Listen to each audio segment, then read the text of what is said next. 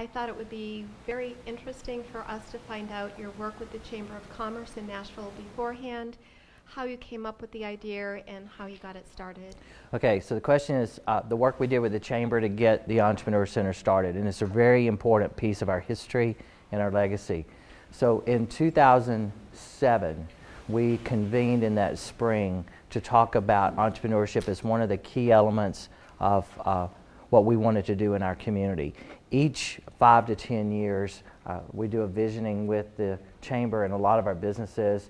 This was part of Partnership 2010, and one of the goals we had is by 2010 to have something going more significant in entrepreneurship. That first year, there were about 150 of us in the business community that met, and we met in groups of 10 to 15 at a time, just asking for people who had started a business, what were the challenges you had, what do you wish you had had as a resource in the city you didn't have before, what role could the business community and the resources of this town play in helping you, and we compiled notes and pages of things that everyone had to say. Then we did open town hall meetings that we invited anyone to participate in. And we had anything from, on a bad night, 60 people to on a good night, 500. And folks would show up and interact with what we had pulled together and give us feedback on that. We spent most of 2007 and the front half of 2008 doing that. We decided to start with a web presence just to see were people serious and what they were saying would they actually do. And in that first 6 months of the web, we had more hits than we ever dreamed possible. Lots of people logging in saying, I need help. I've been wanting to start a business. I've been contemplating moving out of Nashville because I don't know where the resources are, if there's even any here. And people, you're like, surely they know we're here, but they didn't. So it became clear by 2009 that while all of us trying to do entrepreneurial things in our community had in our little world, everything seemed perfect, to the average Joe on the street and all the new people moving to the city, they hadn't a clue what to get and where to get resources. So we decided we needed a physical front door. About 30 of us who were part of that then decided to chip in some money, and we started with the private side and raised some capital and created a 501 and opened a front door in the beginning of 2010. That's the history, okay? And the Chamber was a very important partner in that. Thanks for the question, Audrey. Who's next? All right.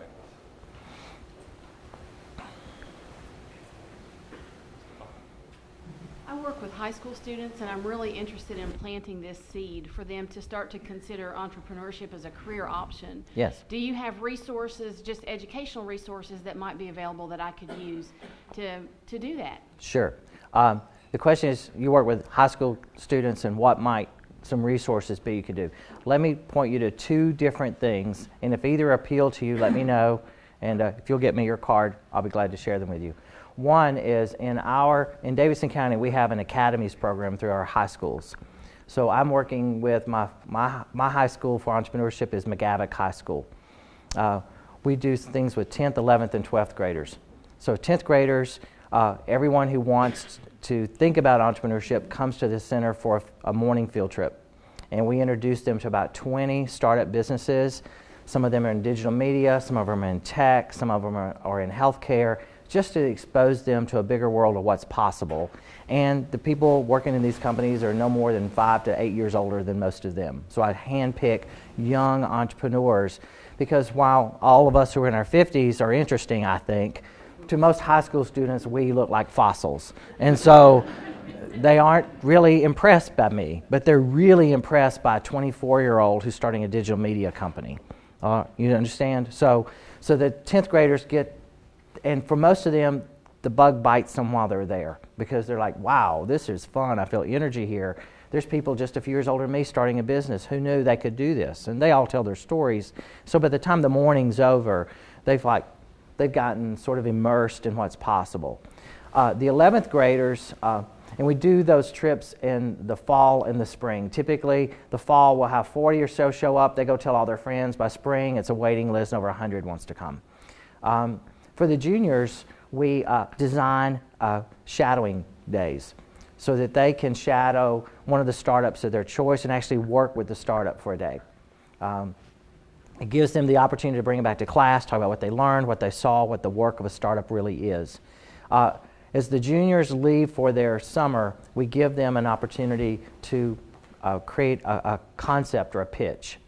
And then we coach them when they come back in the fall. We do a 1-week on-site at the school, and we host office hours in the morning and the afternoons so that whenever the student's free, they can be a part of it. We have certain of their classes. We are the class. And we teach them about creating a pitch, putting their story together. We have coming up about 50 seniors from McGavock who are going to pitch in a 3 or 4 minute competition their idea. We're going to pick 2 teams. Those 2 teams will get capital, so they'll get about $5,000 per team, and they're going to get space in our Entrepreneur Center. And the second half of their senior year, January to May, they're going to launch their company. And I have a group of mentors who are going to help them launch. And our goal is to get 2 legitimate companies started by high school students started by May. And then they will be part of our ecosystem for the next year's classes to say, I could do this too. Then we do classes on one of our classes called the Investable Story, and it's how to turn your idea into a business. It's a 12-part series. If you'd like, I'll be glad to send you all the course material. You could probably use it in your class. Okay? Thanks. Can everybody hear Michael okay? Because there is a mic back there. Yeah. I encourage you, whether it's in a high school or a Sunday school or a Boy Scouts or a Boys and Girls Club, you should have these conversations because you need young people to know they have options. Because that inspires them in ways that you can't even imagine. All right, next question here. Michael, I think you might have already touched on a little bit of this, but I'd like to hear what are some of the specifics that you guys do for your clients in terms of determining if that idea was an awful one at a -1 or a great idea. Sure. What do you do to vet that out and clear that process? So let me put this in context. For 21 years now, I've created businesses. And I invest in businesses, both as an angel investor. I'm a partner with Shore Capital in Chicago and with Galen Partners Private Equity in New York. Just over the years, I put money with them and I invest with them. So I'm familiar with the capital continuum. When we launched, I went to every local investor I could find, an individual that does angel, every capital, venture fund, bank, everyone I knew that could possibly be touching money. I said, tell me about your criteria for investing. Here are my criteria, and let's match them up. So we have 5 categories. We score every new startup in, 5 simple areas. You can score up to 20 points in each for a maximum of 100 points. And that's how we know if you just had a bad taco last night or you got a good idea here, okay? It's true. The first one of those is management. The first M is management. It's called, do you have a team? Because very few solo entrepreneurs succeed. Very, very few. You need somebody to share this journey with because it's incredibly lonely. At a minimum, you need somebody working the outside on the sales, customer relationship, and somebody working the inside building it. But you typically need even more than 2. So we evaluate the team. And some of the questions is, has anyone on this team ever done this before? Do they have mentors or advisors helping them do this in any sort of way? Is this brand new news to them? And do they have any industry expertise? You know, if they're going to start a healthcare company, they need to know something about healthcare. And so, and you know, you see, well, that seems kind of obvious, but I have so many people thinking they're going to be in healthcare, and they have no idea how healthcare works. You know, it's a classic way to fail. So we first score the team or management, and you get up to 20 points in that category. The second one is the business model itself, That's where I'm trying to figure out, do they know how this is going to make money, and what's the margin going to be? Margin, we basically focus on a thing called EBITDA, earnings before interest, taxes, depreciation, and amortization. It's called cash flow margin. To be successful in launching a new business, your margin, your belief you're going to create, has got to be as good, if not better, than the other companies that are already in the space. If you're not bringing something better to market, chances are, not only can you not sell it, but when you get ready to exit the company, you're not going to be worth much. So have you really engineered a strong margin in this business? Do you know how you're going to make money? A lot of people have ideas and have no idea how it makes money. Well, I'll sell it and people will buy it. Please. Okay? So model is number 2. Number 3 is, do you have a market? And by market, it means, have you talked to any customers? Have you gotten feedback? Has anybody offered you a letter of interest or intent? Has someone said, if you build this, I will buy it? Have you even put your idea in front of a potential customer or not? And How big is this market? Is it growing? Is it shrinking? Can you sell any in our town? Have you got to get on a plane to sell this? Market matters, and you need local traction to get your business off the ground. So the third category, you get 20 points in, is market. The fourth is money. And by money is, do you have any? And if not, do you know where you're going to get it? And how much you're going to need to get to break even? Because a lot of things, we can get an idea off the ground and there's no capital. And so it will fail, not because it's a bad concept, they just have no capital to execute. And that's a real problem. So how much money would they need? And then finally, it's momentum. The fifth M is momentum. And that is, what are you doing to raise awareness? Is your community behind this? Do people know what you're doing? Are you able to attract buzz, noise, interest, people, communities to what you're doing? Because you have to have that special chemistry to be a successful new company. You've got to be something people want to learn about and know about, sparking curiosity. So if you can't create some momentum of some kind, chances are you're going to struggle in the first few years. So we score them 20 points in each of those 5. If they score below a 70, we encourage them to take our classes, to learn how to turn an idea into a business. It's a 12-week series, and you can come back and pitch again. If you score 70 to 85, we're probably going to ask you to see mentors every week for 3 to 6 months to help you refine your model. If you score 85 or above, you're in a category we call an A, a high opportunity company. It may be we just need to get you capital or just get you a couple of team members, but you're hitting almost everything else to get that high score. Those are the people I move into the center with me. My office becomes their office. I surround them with our best resources, and in 3 to 4 months, I'm trying to launch a new company out of that group. That's how we do it. Okay? All right, we've got a question from the streaming audience. Oh, lovely. We'll get to the next one that we had. It is from Jessica Holt Olson. By the way, that picture up there is just wrong on a day like this. I do have to say that. Makes me want to go on a cruise, for sure. What impact will the presidential election have on the entrepreneurial environment? Are people holding back great ideas pending the outcome? Oh, Jesus. I try so hard to be apolitical. Oh, my God. Honestly, I don't think most entrepreneurs care. Because there's good in both candidates and there's bad in both candidates. And most of the laws are passed by Congress, not the president. He only veto them, you know, or sign them. So I don't really care who wins, to be perfectly frank with you. And I don't think most entrepreneurs care. If you believe you have a real concept that can do something, you go do it. And this is still a great place to start a business. Our state is a great environment to start a business. And I don't think that's going to change regardless of what happens on November 6th at all. Now, the supply of capital might be different, but other than that, that's probably the only area that I would potentially worry about is the supply of capital. Well played. Yeah. All right, next question. This question is about developing an entrepreneurial spirit within a university, faculty and students. Sure. Do you have any experience, or does Owen have any experience with incentivizing, if that's a word, students and faculty members for product development? Okay. This is another loaded question. Not as bad as the one before, but relatively loaded. I've been teaching since '97 at universities. I have never in my life seen anyone motivate a faculty that isn't already motivated themselves. Okay? And that's just the truth. If you're already intrinsically motivated, great. And I would say find the faculty who are already motivated, but somebody who's not, because motivation is an internal force. It's either there or it's not. And sometimes those fires have been out for years, and I don't know how to rekindle them. On the other hand, I find most students are walking around with more passion in their finger than most faculty have in their whole body. Okay? And all you got to do is give them half a chance and they'll do it. Let me give you some examples of things we do that have caused faculty to ignite themselves, but I couldn't push them to it. I pulled them to it. Does that make sense?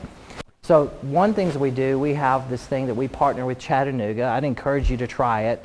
We call it Will This Float? The students call it W2F, for those of you that know what that means. And they have a blast with it.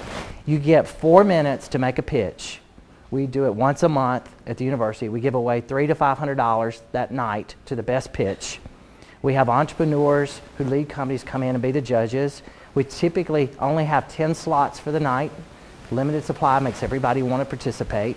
We fill every single month, and we'll have 10 student teams pitching ideas. Somebody walks out with $500 in cash, and all 10 have a great experience. They meet entrepreneurs, and they suddenly start thinking about their business.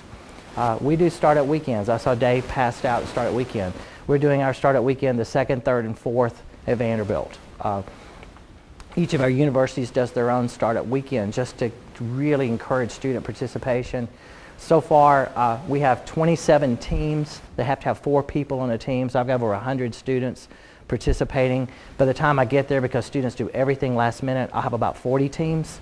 I have about 150 volunteers who are going to help us. And from Friday about 3 o'clock to Sunday about 2 o'clock, they'll be quarantined, starting businesses, and we'll feed them pizza and soda and all the sugar they can consume. And Sunday afternoon we'll pitch, and the winner the first place gets $10,000, the second place gets $5,000, third place gets $2,000, and they all get space in the center to launch businesses, and we think they'll launch businesses. So we do a lot of those kinds of things to really just kindle what's already in the students. And I found faculty who already have that motivation, just been waiting to see who's going to give them the opportunity. They all just start showing up. And the ones who show up are the ones you want to engage. Okay? Excellent. I'm getting discrete nods, so I've gotten a discrete nod I'm heading toward. We are obviously going to run out of time, so we're going to try to get you back somehow. But Mr. Darden had one, so let me see a hand up for the next one. First hand up. All right, like that. No, you're next. After you.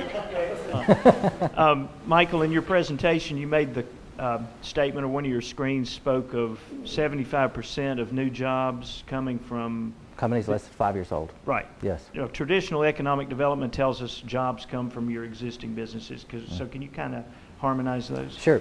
Kaufman finished that study last year. It was a 20-year backward looking at every job created in America, and it did creation and job cuts, because the larger companies tend to bring jobs to a region, but by the time I've found, maybe your market will be different, but in Nashville, every major company that's landed there, by the time they got there, there were fewer positions than when they left the old state, and routinely every year they seem to have fewer local positions. And so it was net new jobs, which is the difference between the cuts they make and the people they hire over the last 20 years.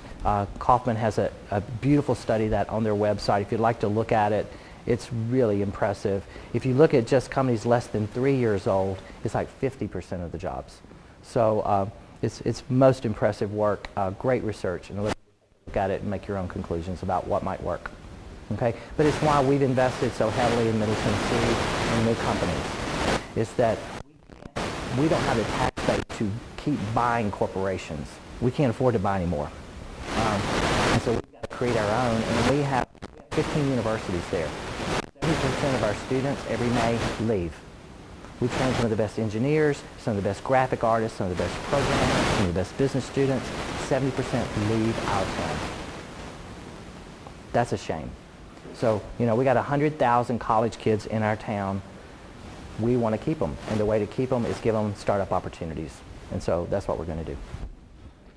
But you do get all of those budding country stars coming in to replace them. Yes, we do. We do. Lots of budding country music people show up.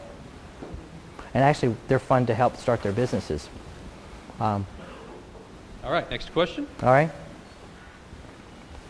As a small business and a young business, the biggest challenge that I see facing our company in the next few years is providing health care to our employees. How do you address that challenge to a young entrepreneur? You and everyone else.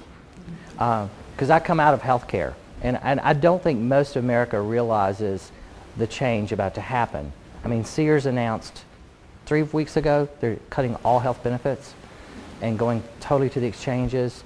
The first national policy rolls out right after the election, where if your state doesn't offer you an option, you basically can sign up to a nationalized plan. They're expecting over 1 million people to enroll next year in that as companies start dropping healthcare. So you're actually not going to be alone. I would say most of the big box retailers over the next 24 months won't offer healthcare at all. They'll move you to a slight pay increase you'll have a high deductible option you do. The first 3,000 to 5,000 will be your own. Then after that, you'll have catastrophic. That's what we passed, and that's what we're headed toward. So you'll actually find it much more competitive than anyone else. The Blues have just rolled out a new single-person high deductible plan. Humana has a new one called Humana One here that allows you to do that. The state of Tennessee's exchange is going to be slow because we're hoping we don't have to do it, and of course we will, because we need Medicaid funding from the feds, but we'll wait to the very, very bitter end to do it, of course.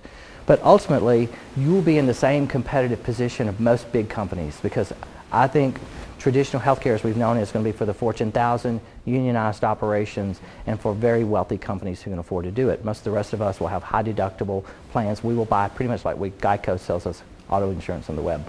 So you're going to be in very good company.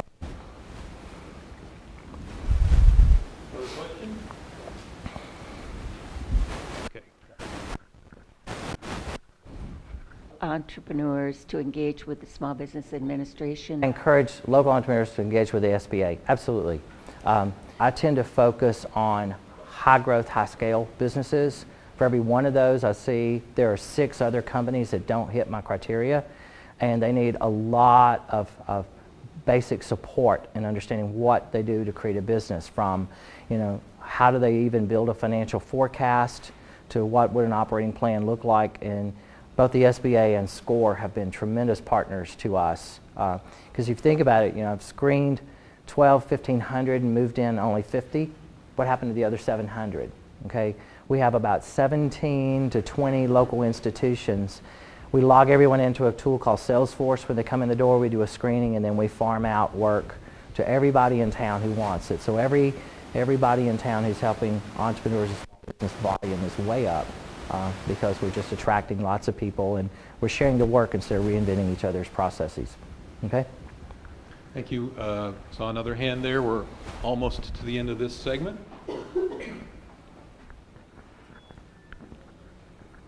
Thank you. I may misspeak to some of the numbers here, but I believe there's 9 economic accelerators across the state. Yes. And I was wondering how you see having those 9 different entities, how the whole state's resources can be effectively utilized to help entrepreneurs succeed. Okay, the nine come out. It's sort of an interesting economic and political mix. When the Commission for Economic Development reorganized, he created 9 zones based on research of where natural work patterns were, communities, assets, resources, industries, and so on. So when the governor decided to do these accelerators, they chose to match them up with the economic development regions that the ECD had put together. So that's why there's 9, not 6, not 12, but 9. Okay? It perfectly matches so that the state's resources and focus and these resources and focus are to match. And I actually applaud that because we have different priorities. And so our priorities are clearly aligned. Each of these markets will behave pretty much on their own. For instance, in Nashville, I'm very focused on 4 key areas. And we have lots of things that Nashville's good at, but I focus on healthcare, technology, digital media. I love to do alternative energy. I don't have the bandwidth or capital to do that yet. I don't have investors who invest in alternative energy in my town. I don't know investors who invest in energy, so I focus on the things I know and that we have business to support. Memphis has worked on logistics. They're also working on a lot of biomedical work. Chattanooga ran a lot of work around its technology with the gig and doing some automotive. Tullahoma's doing some automotive and engineering work. So each of them are sort of focusing on what are the natural resources in their town. The commonality is we're sharing best practices. We're sharing a database of results. We can share mentors online. We share access to capital, so who are interested players who want to invest. And as we use Salesforce as a tool, it allows us to connect these startups to investors well outside. All at various stages of development. A few of us were around since 2007 and 2008. The program actually began in 2011. A few actually started when the program began, who reach different stages of development, but they'll take a life of their own based on their community and how much the community is involved. The accelerator match from your local community. And the match requirement goes up every year. So the private sector and the community has to invest more in order for the accelerator to stay. And within 3 years, we all have to be self-sustaining.